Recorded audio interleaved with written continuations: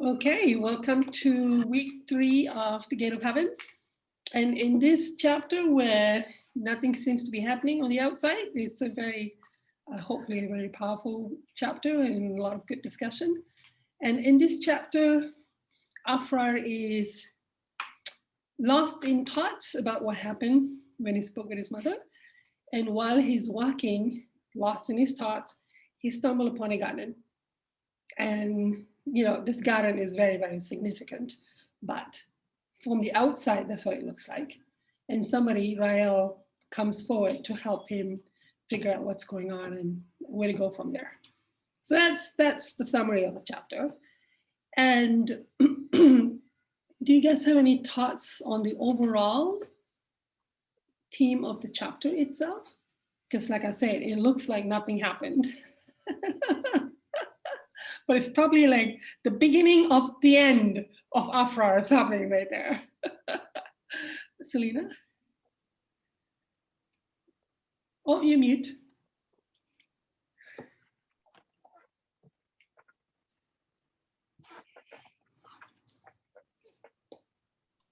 Sorry.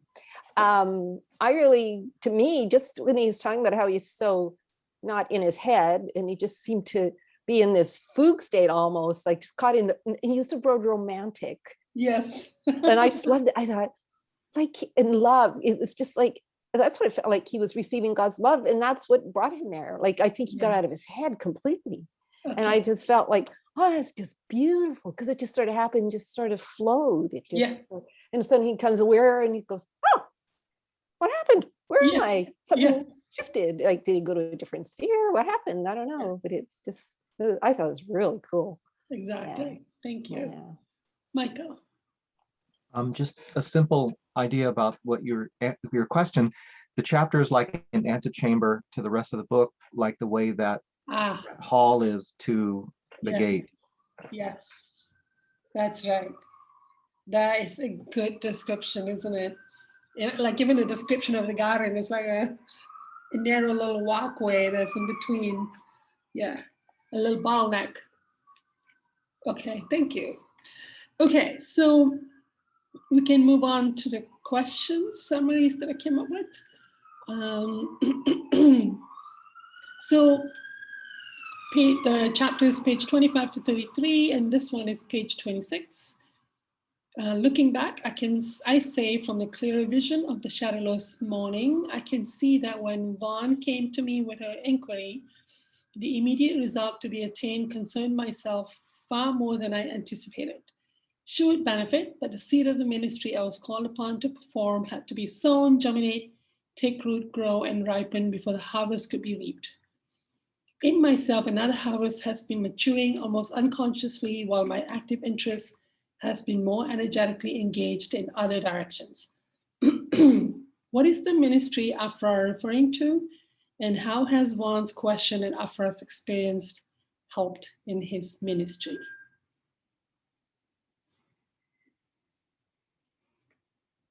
Karen. I felt that the ministry is what pretty much all the spirits that we've come across in these books are doing. They're helping people come to God. Right. So in their own way, they're helping people come to God. So his ministry with Bayon was that she's then asked this question, and he's been employed in the ministry to help her come to God, because she's been very complacent where she was and was very stuck, and she's just firstly starting to have these awakenings. And I just loved how it said that for her, he just sowed the seed, and then it had to what did it say? So I was called on to perform the ministry he was called upon to perform had to be sown, germinate, take root, grow, and ripen before harvest. So that's the part where Vayon's at, but his harvest is coming to be reaped. Like, he's been going through all the different people he's encountered, have all been helping him come to God, and he's now almost at the gate. Like, he's coming to this place where this At-One-Ment part is. And I feel her question in the way, because he's had that experience then of this illuminating ray coming from God, and I feel he's come to understand that a lot of the people that have been helping him and teaching him, they've actually been having this inspiration from God, and it's actually been God helping him all this time, whereas he's been thinking, oh, it's all these different people, Omra and Mahan, like all these different people he's come across. But I feel he's starting now to have the awakening that it's been God all along, instrumental in all of how this is working. And so he's really now starting to see how he can develop his ministry, how he can then do that for other people. Okay. Thank you. Other thoughts?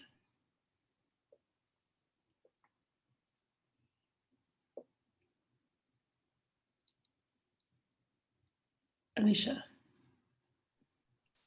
Just following on from what Karen just said, for me also, it's sort of like the ministry is like what he wants, his intention from the very beginning of the first book.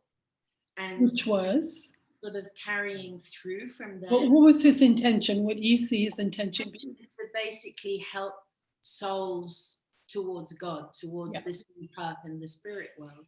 And especially those who've almost been blindsided by their beliefs, following certain religions, which is the case of Ione. And this, the fact that he stepped forward, that Mahanini encouraged him, it's sort of built his faith and confidence in knowing that even if I don't, I don't really have a clue, but at least I know this one thing and I can share my experience. This seed will help to carry forward, even if it's in 10 years' time, eventually. Yes. Okay. I like that. I like the you being able to see how the one seed can grow over time. That's a really good insight. Thank you. Okay. Others?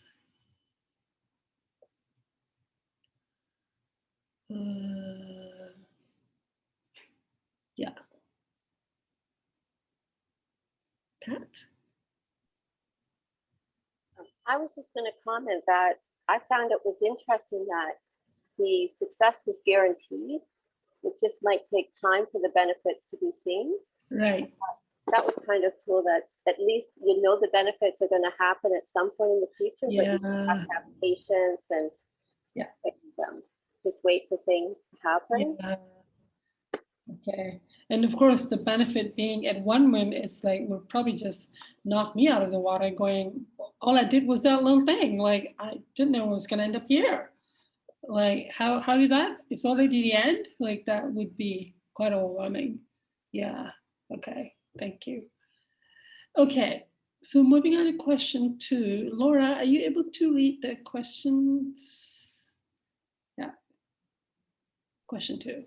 Sure. Question 2 is, oops. If you want to read the passage as well.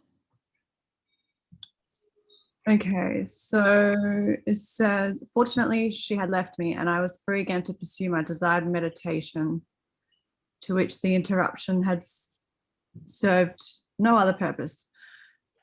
Had certainly the advantage of sorry, I'm messing this up. Had certainly the advantage of turning it in a definite direction. It promised to provide me with meat and drink, for which I had hungered without being able to discover the source of its supply. The question is, how has Vayon, or Von, however you say that name, question turned Aphraar towards a definite direction, and what is the direction he's referring to? Did you want to just stop at that question or do the other one as well? Yeah. Yeah. Yeah. How has so the question, we can stop there. And what is the direction? So there is another question there, like why did his contemplation of this experience end up leading him to the court of voices? Yeah. So I guess there's 2 different That's coming things. down actually. Yeah. That question I think is question. Oh yeah, the next one. Yeah. There's a question ahead. There's Thank you. Okay, so do you want to answer? Whoever answers. No comments?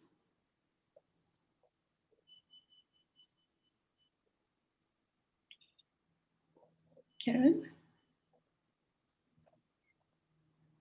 I feel that just her question about is heaven all that you kind of thought it would be, has directed him then to reflect on everything that he has experienced when he got there and feel what is his concept of heaven.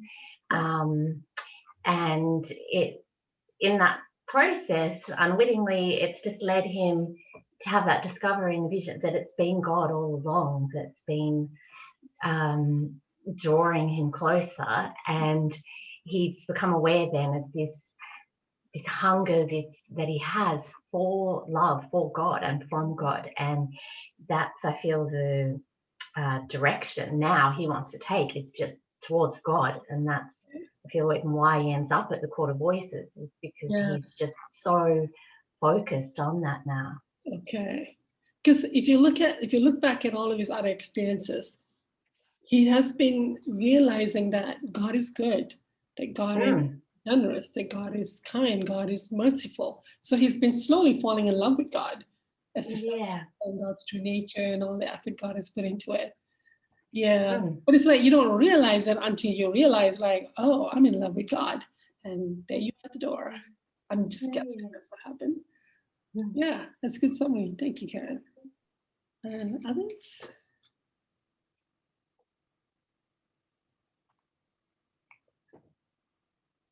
Do you have a different perspective of what you feel, what her question directed?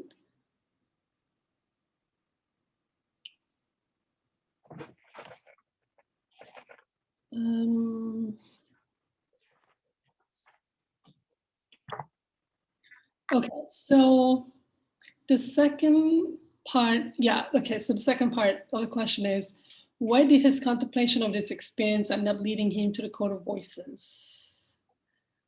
Karen has touched on it a little bit. Other people have other ideas? Or do you even have maybe some confusion over, like, how did that work? Do you have some issues with it? Alicia.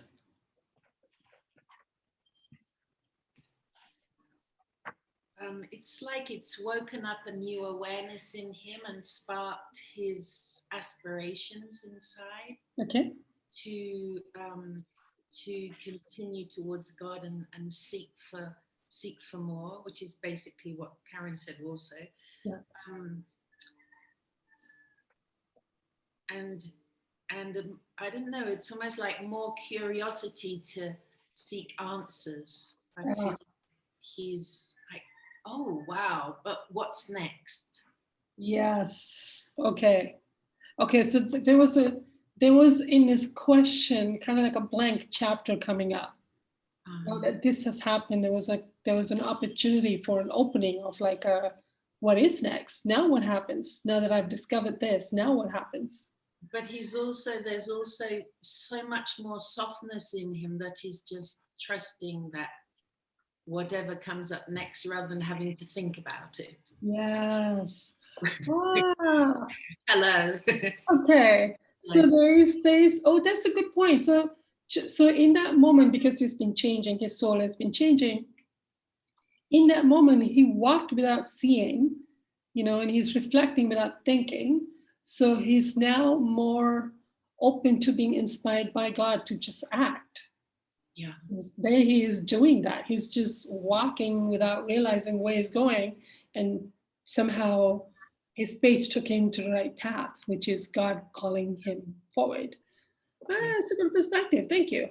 Okay. Selena. Well, I'm wondering if that isn't what happens when you start to, like, when you're getting a purified desire, like maybe that's what happens.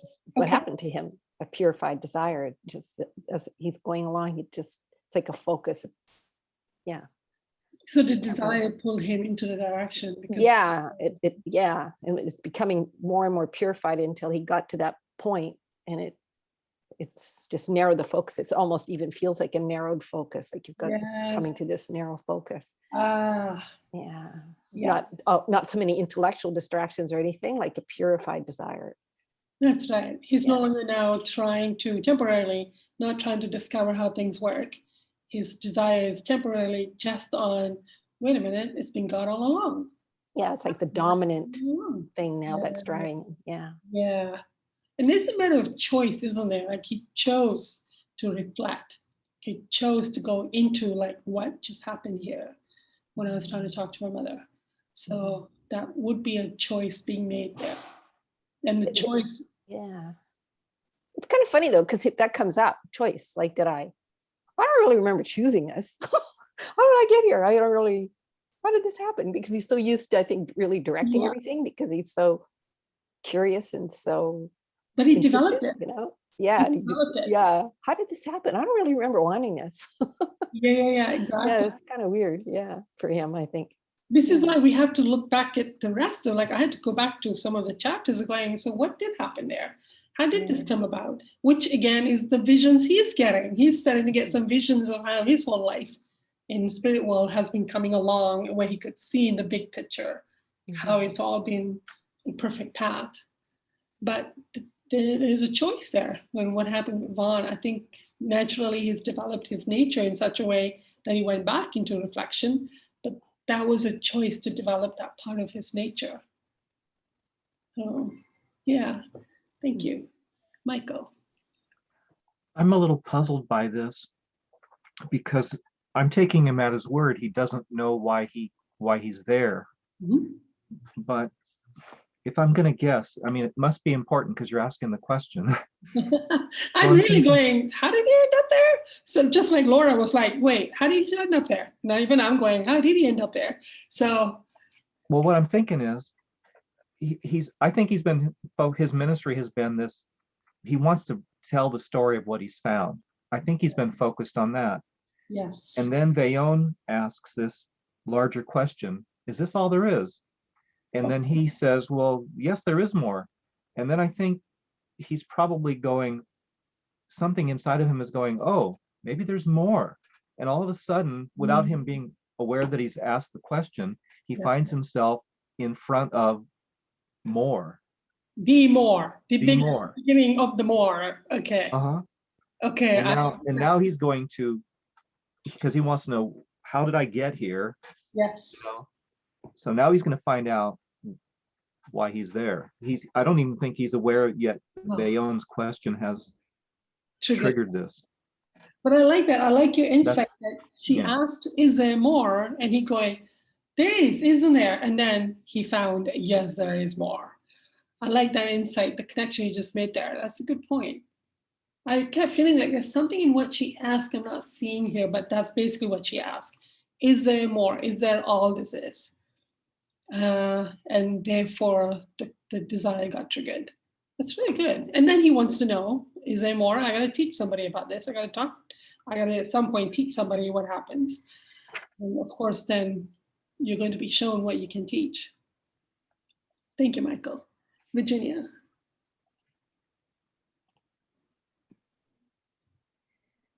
When I read that, my first thought was, when Jesus speaks about how in the spirit world, when you're learning and when you expand in love, that changes your location. Right. So I thought that's what had happened. Ooh, I like that. His actions, that he is actually opening up his heart and that he is expanding in love and learning more about love. And that's how that switch happened. That's what I thought it was. That's good too. Yeah, I don't know which one it is, but I'm like, I like that one as well. Because he expanded in love. It's very quick, it seems. So, and even when it's been talked about before. Maybe he was just at the precipice. He was just ready to, just one little thing. I mean, as it turns out, this little, I don't know how many 100 meters away from the gate is a whole book. It's a long, long wait. So, and that's quick, but even that is like, there's a journey there. So location changed because he expanded in love. Laura, how do you feel? Because you were going, how did he end up there? So you've heard all these answers. Where are you at? I think I remember feeling the same thing that Virginia just sort of discussed, that, you know, just that he randomly ended up in this place. Well, probably not randomly at all, but yeah, it seems like discovering new surroundings and assessing new surroundings. And Okay. yeah, I think I was a bit more wound up in just the description of where he was, and I was kind of really into that. Yeah. Plants and things, and yes. I know. Yes. Yes. Okay. Thank you. Okay. So I think we're ready to move on to question 3. Laura, if you can help with that. I'm running out of breath a little bit, so I asked Laura to help because she has a lovely reading voice. Okay, so question 3. Wait, am I muted? No. Okay, good. Question 3. The Court of Voices is an antechamber, a vestibule to the gate, the passing of which the most momentous step in the soul's great pilgrimage. I am speaking of that mystical second birth which the Christ discussed with Nicodemus. It is a change of far greater magnitude than the throwing up of the flesh, and was intended to be, but very rarely is, reached before the body is discarded. Spoken by Rael. What is your impression of reading about Court of Voices, including the physical description of the botanical garden where it is located? Yeah. Okay. Comments?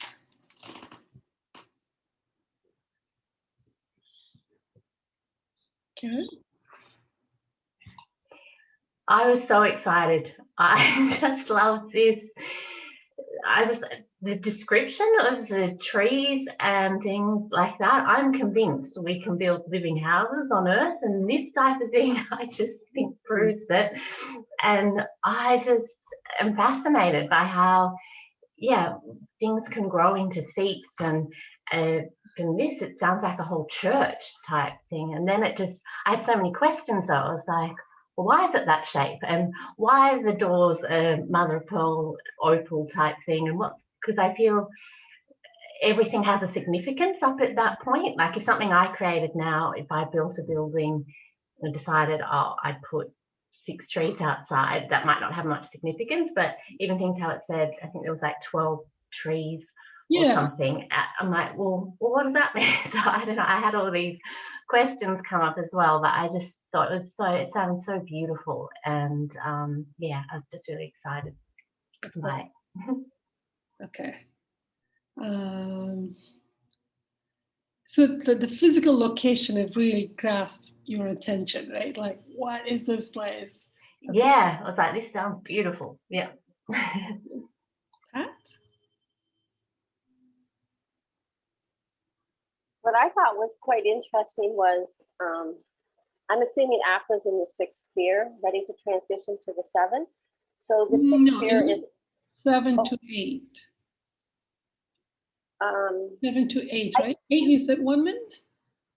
I think in the channeling that Mary did with Aphraar, there was a correction saying that it was the 6th to the 7th, but I could be wrong. Oh, okay. Okay. I mean, I'll take that for sure. I'm just trying to. But if it is the 6th sphere, that's the way God created the planet in the first place. So we actually started with that beautiful place, which is amazing. So it's kind of sad that we destroyed it, collectively destroyed our planet. So I thought, hey, if it's created that way, we could probably get it back that way someday. I don't know. I'm just praying for second sphere. The Earth in the 2nd sphere will already blow our minds. Just to get to a 2nd sphere, we'll be like, what is happening here? The top of the 1st, yeah. But absolutely, at some point we get to return to the 6th. Yeah. Okay. I had my thoughts about it was that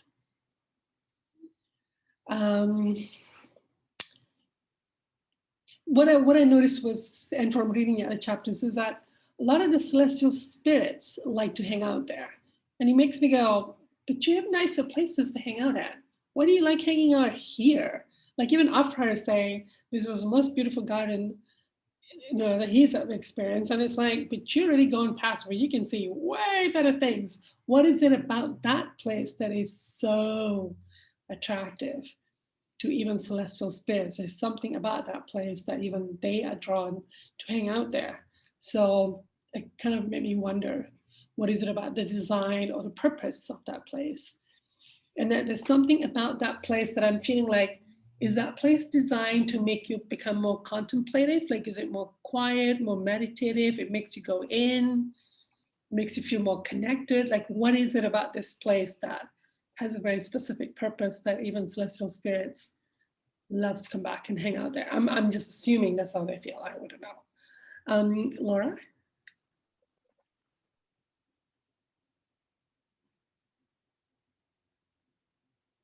Yeah, good point, I think, with that.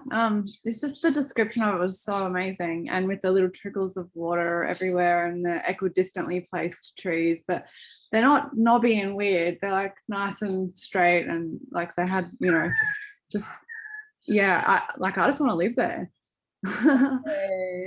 Yeah. And my mind is blown when a plant is happy in my house, like when it's popping out of the leaf. I'm just like, whoa, I can't even imagine. Like, are there gardeners in the spirit world? Do people go around gardening things, or does it all just happen automatically? Yeah. Like, No, does God do it, or does that condition do it automatically? Like, no, I think they're gardeners. I quite like gardening. I'd be into that. So now we know what's going to be happening afterward, Laura. Hey, we got to visit this section of a garden in the spirit world at some point. I'll be creating my own gardens. Exactly. I like to look at Laura's Facebook photos. It's like, what? Like just the excitement of like a photo of a plant in a garden. You're just like, I don't know if I'm excited about the plant or her excitement about the plant. So you can kind of see how exciting this chapter is for her. Yeah. I think he's been wandering, following his own curiosity up to this point, and he's definitely growing and learning things. Like Pat said, his soul, or somebody said his soul's getting bigger. I think he is the process of growth has naturally drawn him here, but he's not sure yet. And the angels know to watch for people who are drawn there in this way, because Rael says, I have been considered the best adapted to your particular requirements, and I'm hoping to see you pass the gate triumphantly. So I think that they're guides, suited for like we have our guides, but they're suited to bring them along. And he also gives them another clue that what if it turns out to be a case of so near and yet so far? Yes. So I think there's identifying something that he's drawn to and is probably irresistibly in his future, though he may postpone it. And now they'll try to focus his attention, and so he can do specific things to get there. Right. I'm doubting he's in the sixth sphere because, oops, I have cramp. Ooh. Do you want a moment, Michael? My legs. Okay. In one of the pages, he talks about how could he hope to find my way through the 1,000 problems which I find myself surrounded without the assistance of a guiding hand. Yeah. And he has a sense of being overshadowed, and he feels pressure of the situation. And then he says, so I think he's starting to feel some of his own feelings. Yeah. And then he gets, sorry. Oh God. We'll come back to you, Michael. That's right. This is being taped. This is so embarrassing. his attention is drawn away from his emotions. He says he's distracted by looking at for other people, and it's so like the way we are. We're distracted from our feelings by what's around us, and so I see him going through what I go through. I'm starting to feel something. I feel pressure. I feel uncomfortable, and I start to look for help, and I'm distracted, and then I feel lighter. So, so I think he's going to be redirected to look at his emotions. Yeah. Got it. Thank you. I like your tenacity there. You're like, no matter what, I will finish what I gotta say. That's a good one there, Michael. Thank you. Karen, go ahead. I just forgot to say earlier, I thought it was really interesting that it was even shaped as a cathedral, like a cathedral nave. I thought that must have some significance, and I thought, well, it's interesting that we have cathedrals on earth, and that's normally associated with Christianity. But I'm wondering, does every single person go to that exact place? Ooh. Or are there multiple places like that? Ooh. And maybe depending on your religion or your beliefs or good one. Something, or I don't know, I've just got so many questions and no answers. Oh, that's a really, because I was thinking, would cathedral do anything for me? Probably not. Oh, there must be some, there's some, and I'm thinking, who created this place? Who made it? Like, was it the first person that got there? My guess is a lot of questions. Passion is kind of like, what do I call it? Like the civil architect, like one of the civil administrator. This is where Karen's going, who did it? How? What's the plan? How did this get executed? Who's running this show? I was wondering, is it the first person that got there created it? But I was thinking, would Jesus become at one with God on earth? Is it the first person in the spirit world they created? Yeah, I don't know. I think Karen's going to be running Spears. She's going to be the mayor of the city. Right there. You see that thinking process. A lot of questions. You're probably going to be spending your sweepstake figuring this out. That's beautiful. Thank you, Karen. Okay, moving on to the second part of that. Rael is saying that the At-One-Ment process is even bigger than a process of death and the changes that comes with it. Why do you feel this is? And in my opinion, spirit will already carry many changes that are difficult to comprehend and assimilate. Why is At-One-Ment an even bigger shift than this? Laura, did you raise your hand? I can't tell because there's a glare in the shadow.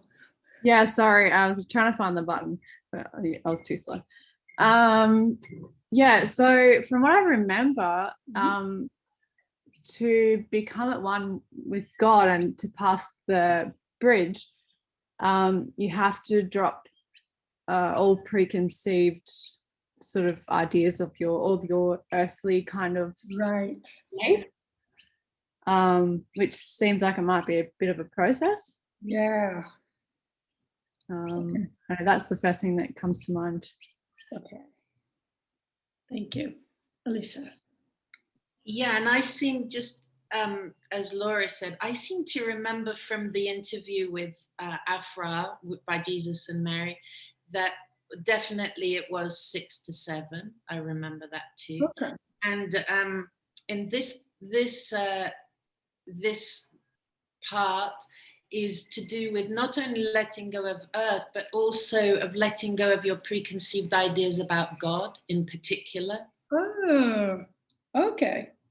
And I'd just like to add my extreme excitement about the garden too. And perhaps, as Karen mentioned about, are they all like this?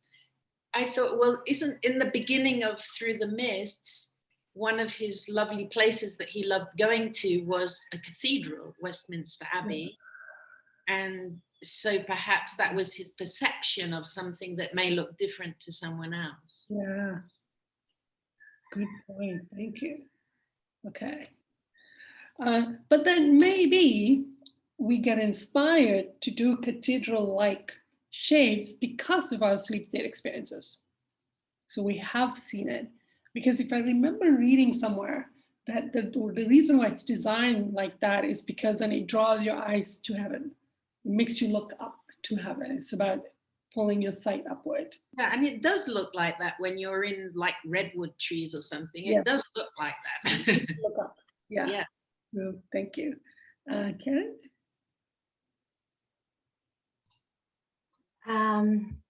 It's been about this, how the At-One-Ment is even a bigger process than passing from the earth to the spirit world, because in here they said the At-One-Ment process was supposed to happen while you're on earth, actually. So, and I feel that the At-One-Ment process, it's something, your soul is changing. You're now in harmony with God, and you've received, and then you'll be able to receive all of these things from God. So there's an expansion of your soul. Whereas when you pass physically, there's not actually something that's happened to your soul in that process. All that's happened is you've lost your physical body, you're still in the same soul state, and then you just have to adapt to this new life in your spirit, like all these things in your spirit body. But this At-One-Ment process is way bigger than passing, because I feel, and there's so much that's had to happen to get to that point. And yeah, just being in that place with God, I feel, it's something that everyone's celebrating. You're still the same person when you pass. Yeah, exactly. There's no, your soul hasn't magically had a shift. That's true. And At-One-Ment is a soul change process. What's changed? The soul itself. That's a very good distinction. Thank you. Virginia. I actually felt confronted a little bit when I read this. Okay. And because I'm reading about all this lovely environments, and it sounds so blissful, and that my desire to want to be there and live in this sort of peaceful place. But then when you talk about At-One-Ment, it sounds more challenging, and I'm thinking, oh my gosh, how far away is that? And I think it's because I'm being confronted because of my own lack of faith in myself. But there is so much help there, so I'm trying to work through that. But it makes it seem so far away and challenging. And I would say let yourself feel that feeling that is so far away. I actually said that in my text to Grace. It's like 100 years away. Like the heaviness I feel, and that's something to feel about. Yeah, that just starts bringing tears to my eyes when I think of how far away it is. But then I think, well, there's so much joy in the learning here as well, and in the process. So, but I did feel confronted about it for sure. Absolutely, and feel about it. Feel about it. There's some reason why you have those feelings, and it brings up the unworthiness emotion. It makes, like, I've been basically tantruming for days now because of all this chapter. And I was like, I've been tantruming for quite a few days. I've only started to feel a little bit lighter recently, just like a few hours ago. I've been quite grumpy, so it's okay. It's good to get into that. Yeah, thank you. Pat.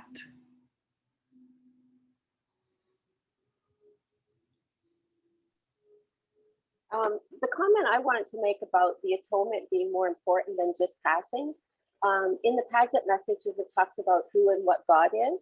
And they say, until you grow your soul perceptions by expanding your soul and growing in love, you won't be able to see God. Okay. Like they say also, the pure in heart shall see God. That's another Paget message too.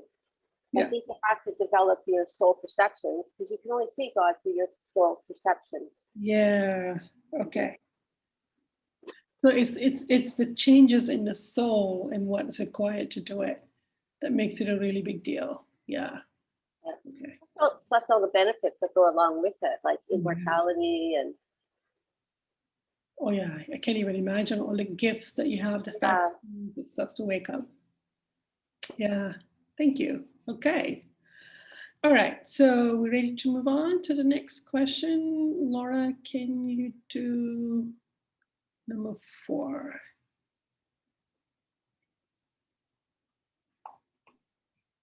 Okay. Question number 4. All your experiences and teaching you have received since your coming here have had the one object of preparing you for this, and the underlying motive of all you have passed through has been to encourage and unfold the mysterious faculties and powers which you are just beginning to notice and apply with such astonishment. Spoken by Rael. Can you see how the experiences Aphraar has been leading him to At-One-Ment with God? What examples can you think of? Why does Aphraar need to wake up to the faculties and powers of his way to At-One-Ment?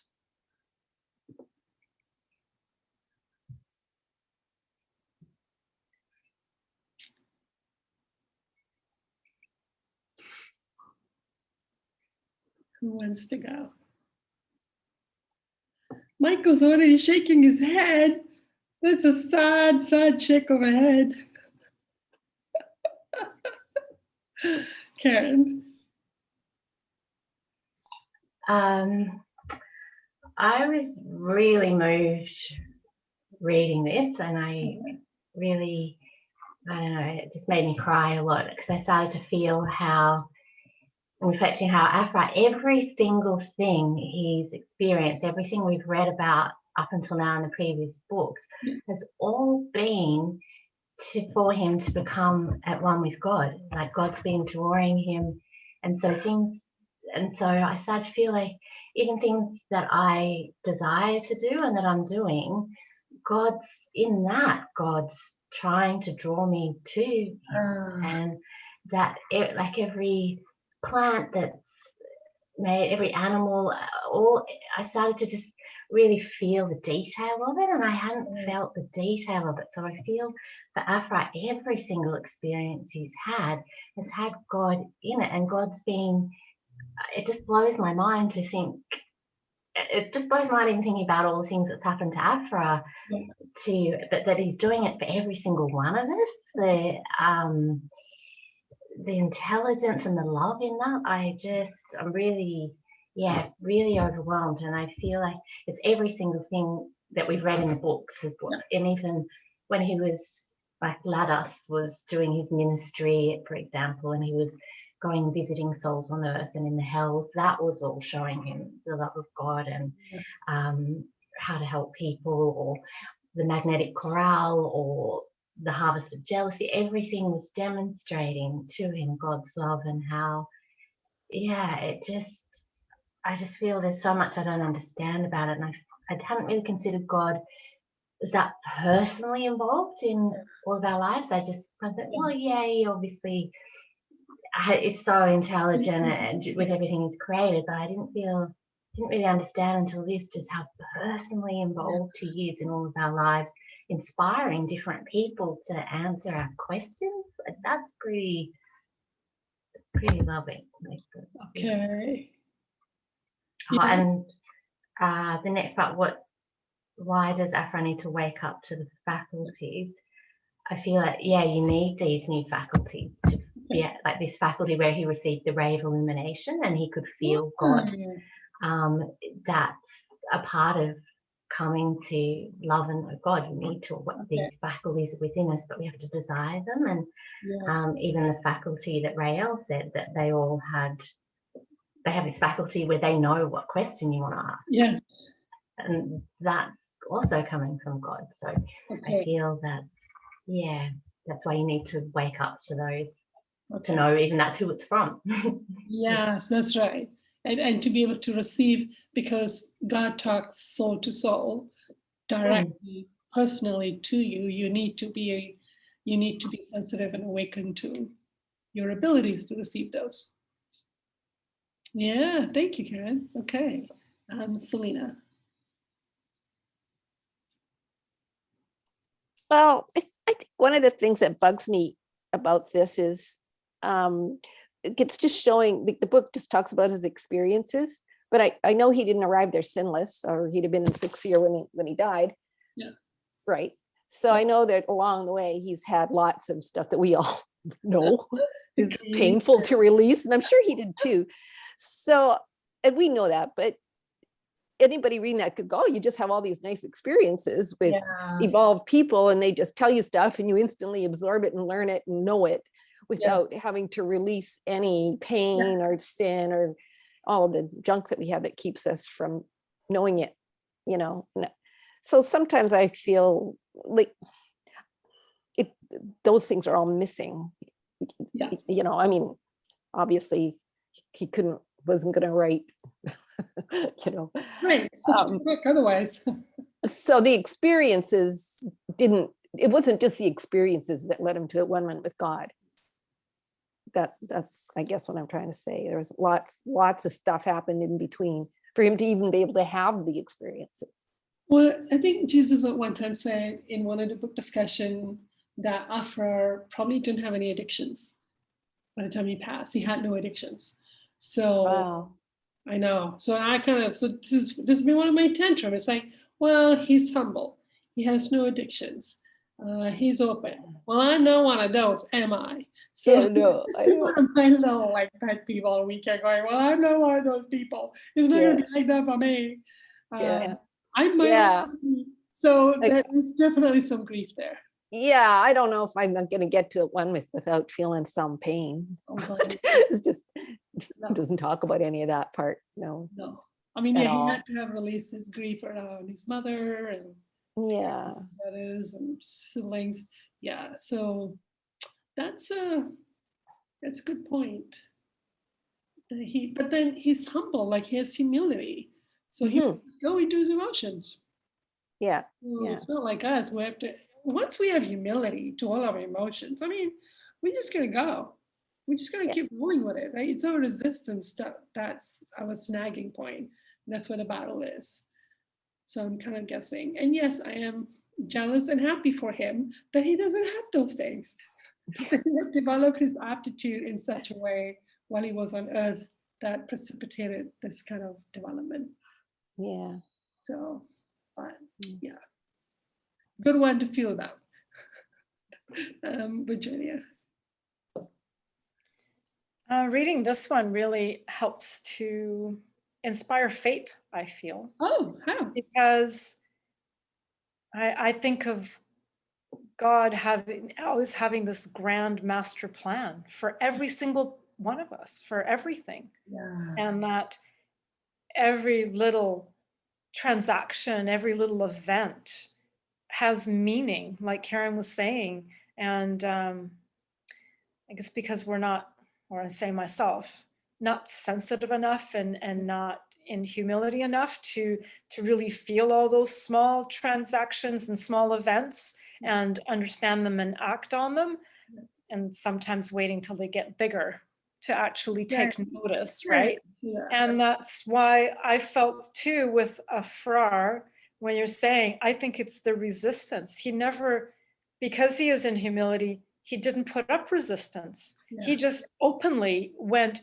and accepted and went into what was presented to him. Imagine if we all did that. I'm thinking, when I look at that, I go, wow, sounds wonderful. But then in real life, it's difficult because, you know, I have addictions and a resistance to a lot of things. So I'm still working through that. So my process is way more painful. Yeah, absolutely. Doesn't make sense. Like that I continue to do it, even though I realize that letting go of it would really be of great assistance and it would just progress so much easier.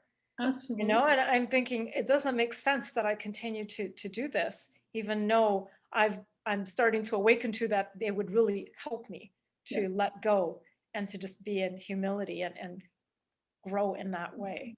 So it gives me a lot more hope and faith. Absolutely. Definitely. Okay. We all have an individualized plan. And there's somebody out there that's got the plan in mind. Somebody like Karen out there has got there's an administrator somewhere. We'll have a Karen. The nice Karen, not the one in social media. Oh gosh. Okay, Michael. May I read something from the first chapter that relates to what Selena was saying. Yeah. He's saying that his medium, Robert J. Lees, has received correspondence from people that ask questions about what he's said so far. And so he says, there is, however, one of these inquiries to which I must refer briefly before I proceed. Do the records made show the full course of instruction to which a soul akin to Aphraar is subjected on entering the other life, or are they just outline indications of some more elaborate plan? And he says they are indicative jottings without any reference to consecutive arrangement of incidents spread over an experience of nearly 30 years extent. Right. So I'm thinking they're just highlights that he's put together, and we're missing things, but they're all lessons he's been ready for. Yes, good point. It is a 30-year journey, and knowing that progression is emotional, it's an emotional 30 years journey. Yeah, absolutely. But then we kind of have to look at their, I mean, I'm just beginning to now, when I read the chapters, I can actually see that he's actually describing his emotions. And in the past, when I was reading it, I wasn't sensitive. I couldn't tell. He was actually describing his emotional state. But now I'm going, oh, look, he's feeling confused. He's feeling doubtful. He's feeling like, these are all feelings. He is an emotional person. But I wasn't sensitive to picking up those kind of information. So I think, could it also be the reader?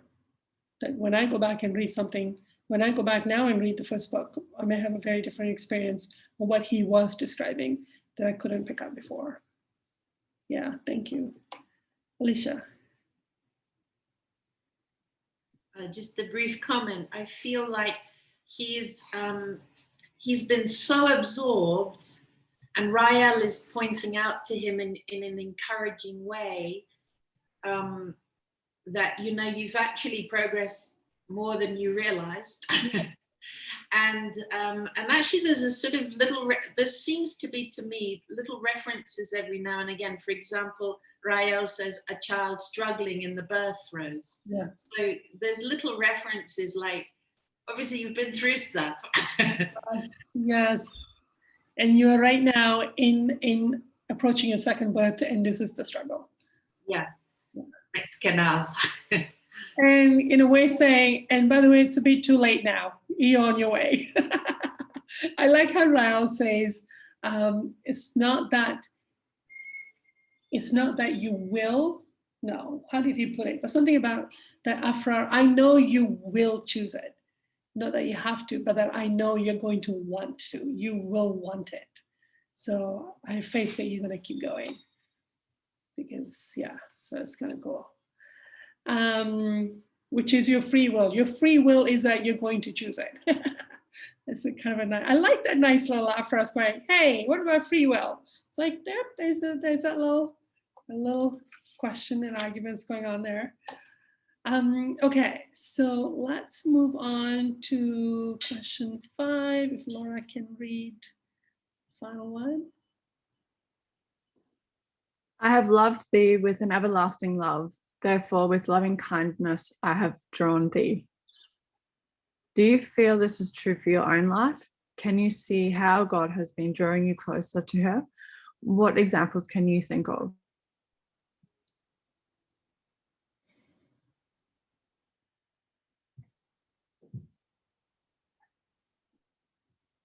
Pat.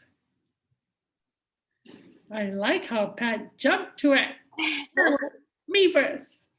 This question had a big impact on me this week because I did a lot of self-reflection.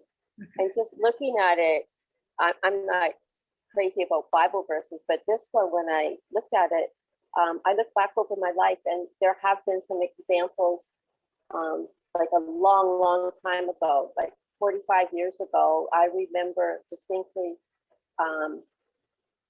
being offered help, and it was from something outside of me, but also from coworkers that offered me help, but I rejected it because of my arrogance and my fear. And later, now I have,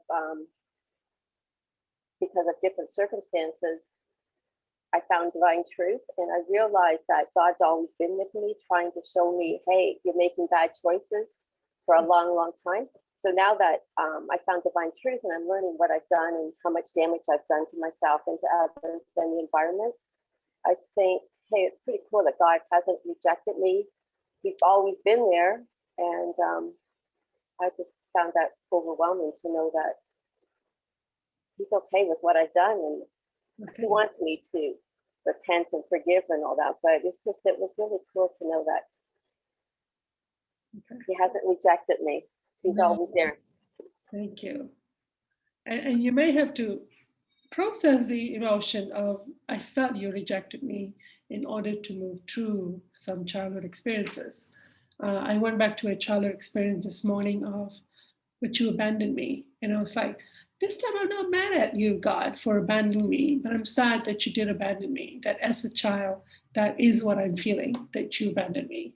And it was a nice, so soft place, but it's like, I had to go back to that emotion and clear a little bit more. I still have those feelings inside of me.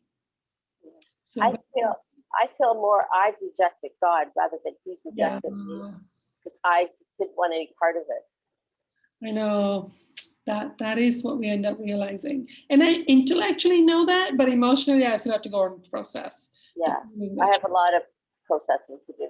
But it was kind of cool to come to that recognition that God is good and God still loves me. It's just nice it gives me a lot of hope. Wow, that's great. Thank you. Okay, others?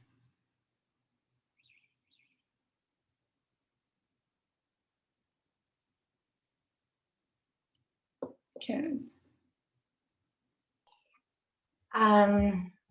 Yeah, so I've loved thee with an everlasting love, but yeah, I don't feel that. I don't feel that love is permanent. Like, I feel like it can be taken away. And so whilst I've had moments where I've felt love from God, I'm not feeling it all the time. So I think it's not permanent, and just my injuries around love and things that have happened where people take love me, but what I conceive is love, and then take it away. So I don't have that feeling that God's love is everlasting. I don't even have I feel I haven't had the experience of things being permanent, that they would just last forever. I don't emotionally know how to feel. Intellectually I can go, oh well, yeah, that makes sense, but yeah, emotionally I don't feel that. But I do feel that God, especially just really reflecting what I was saying before about how God's really helping with every single thing that God's doing and drawing me to her. I do feel that, and I have felt really helped at different times in my life, and I've felt God's help at different times. So I feel God does help me, and I'm just beginning to see the scope of that. I've just kind of thought it's just here and there, but it's actually pretty pervasive. So yeah, some mixed feelings on that one. It's a choice you have to make at some point. You have to choose, show me.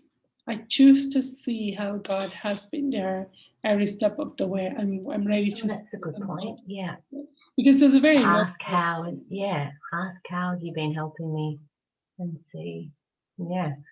Really surprised things that I've thought of somebody else doing something or attributed to something else, that it's actually been God. Yeah. Just like Aphraar did in the second chapter, when he started having all his visions, he's being shown how, oh wait, God's been there all along. So he's seeing it. And I think that I'm always being encouraged to ask to see.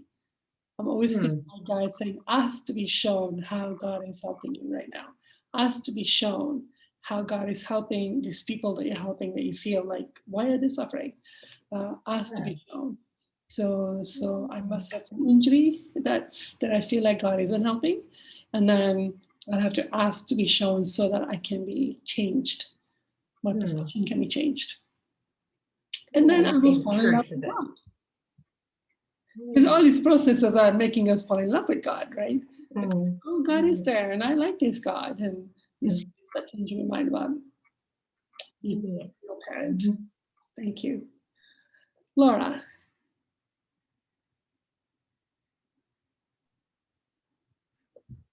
I have conflicting feelings about this, because when I felt into it, I got this really big sense that God was helping me in loads of ways, and showed me, similar to you guys, kind of this whole picture of circumstances and ways that I've sort of, like, memories of feeling a feeling of being cared for by God. Oh, wow. But my confliction is that I have this addictive feeling for my parents to care for me, because I felt so unloved by them. And so I've had this really deep sadness about not feeling, just feeling alone and sort of neglected, which I'm sure transfers onto God as well. But I feel like I'm starting to unpack that a little bit, and feel that actually you're looking for that love in the wrong place. Like, if I had have directed it to God, it would have been there, or I would have just, it was there all along, but I just wasn't accepting it because I wanted it from those two people. So there's some addiction in there that I can feel. And I have to say that parents want to be that person to their children. Parents want the feeling of I'm superior, I'm important, you need me. So parents don't tell the kids, it's God who's your real parent. It's God that you go to for all these feelings. I mean, there's a reason why parents don't do that to their kids, because we want to be that person. We want to have that dominance. We want to have our addictions met. So then that gets created in the children. Like I'm saying, it's two sides of the coin about your having those addictions, right? And also I have a feeling that because you're letting yourself feel uncared for and neglected, by releasing the feeling, then you're making room to feel cared for by God. So that's probably why you're now able to receive the other feelings. Yeah, and I feel like I've just been letting a little bit out, like the cauldron's right at the top bubbling, it's about to explode, but I'm sort of so close to feeling something massive. But and also that recognition you're having, that, and I need to let go of my addictions so I can be completely God reliant on this topic. That's huge. Yeah, like I want to feel cared for and loved. And if God can do that, then heck yes, let's make that happen. But that means grieving and forgiving. And also finally letting go of the addiction, right? Like there's this depression that comes on when you finally let go of the addiction. It is not going to happen through people. Give it up. It will never happen for you. And you have to allow that big depression to happen. Like you have to kind of help it along a little bit, going, I'm going to hit this depression, go into it. I feel like I'm right in it right now, that depression. Nice. Okay. Yeah. There comes a time when you get into depression and you're going, yes, and addiction's involved. You actually popped into my head because normally I'd want to run away from this place, like, just have a cup of tea or get, chocolate or anything to get me out of feeling this. But then you popped into my head and you're like, depression is good, feel that. It's progress.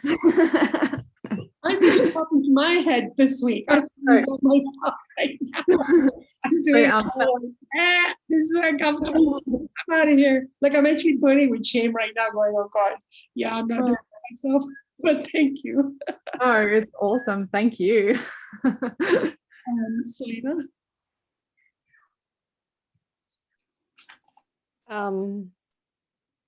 I've just recently felt grateful for some really painful attractions.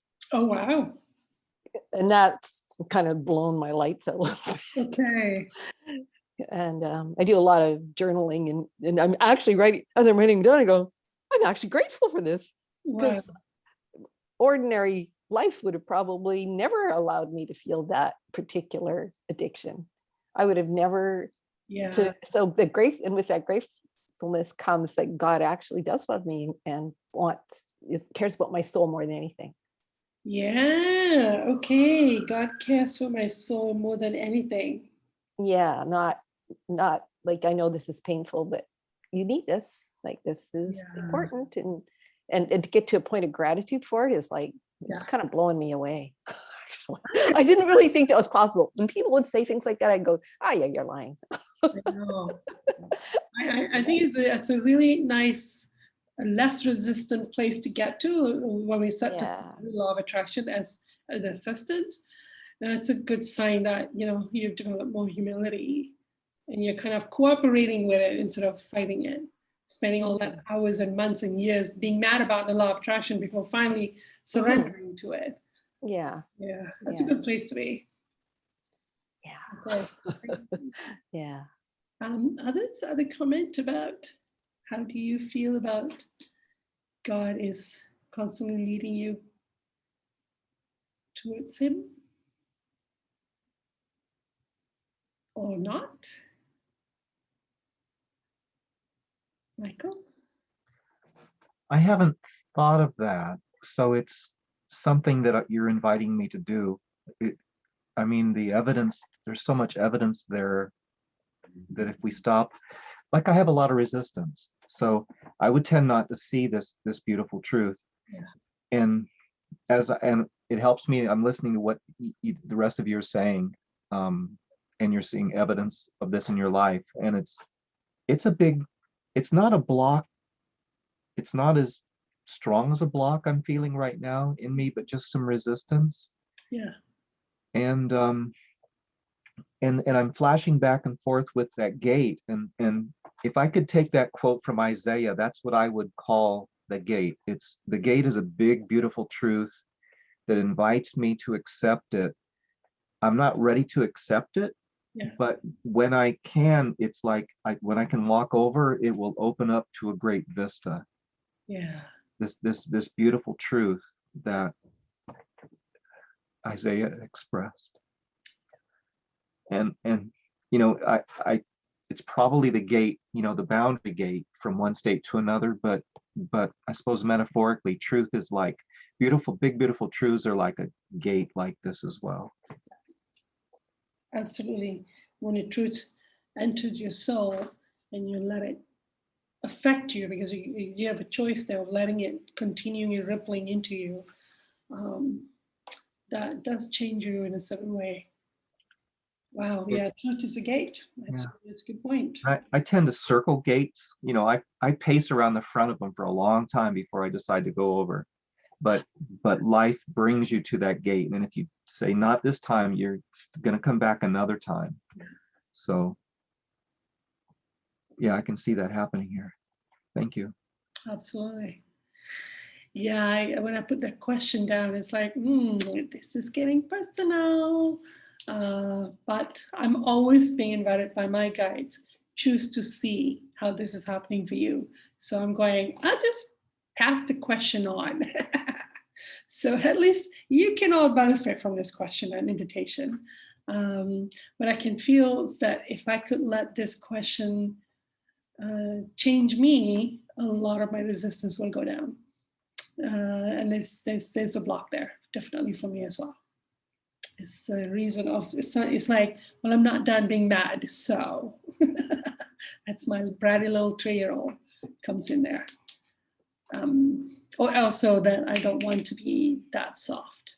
I don't want to be that, it's not safe to be soft, one of my injuries. So I'm not going to be that soft and gushy. It could be a block. Something to look at for sure. Yeah. Okay, wow, good discussion. And we'll see what the next chapter brings.